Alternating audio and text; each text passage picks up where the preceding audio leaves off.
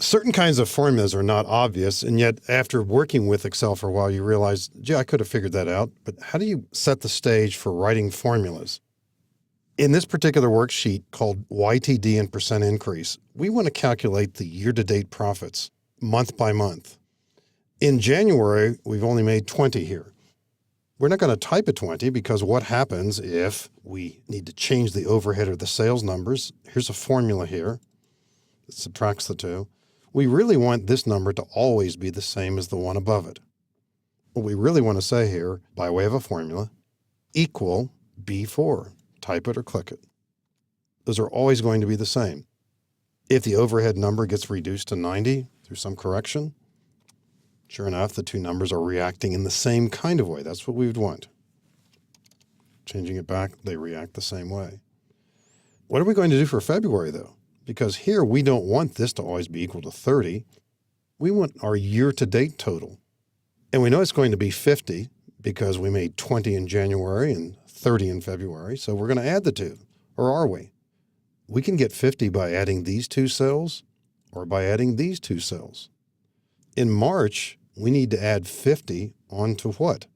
Not the 30, because that's only February. We need to add on to whatever this total was. So if we're just thinking ahead to March for the moment, we need to add this cell and these two cells. So in February, if there's some confusion about what cells we need to add to get a year-to-date total, it's going to be these two. And in no particular order. It doesn't make any difference which one comes first. So equal, I'm going to click these. You can type them just as easily. B5 plus C4. Complete the entry, 50. And as we drag this rightward, we're hoping to see in the next cell over, it's going to be 100. And then we'll see some other numbers here. Drag this all the way into June using the fill handle. And sure enough, that year-to-date total for June should match the profit total for the year. So each one of these cells here, from here rightward, C5 through G5, represents the total of the cell to the left and the cell above. This is the kind of formula which, if you tried to look up in an Excel book, you might find it or you might not.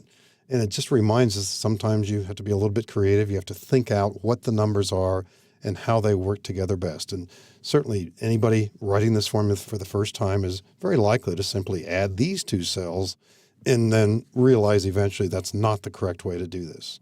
So a year-to-date profit, year-to-date total in a variety of different situations works in the same style as we see it here.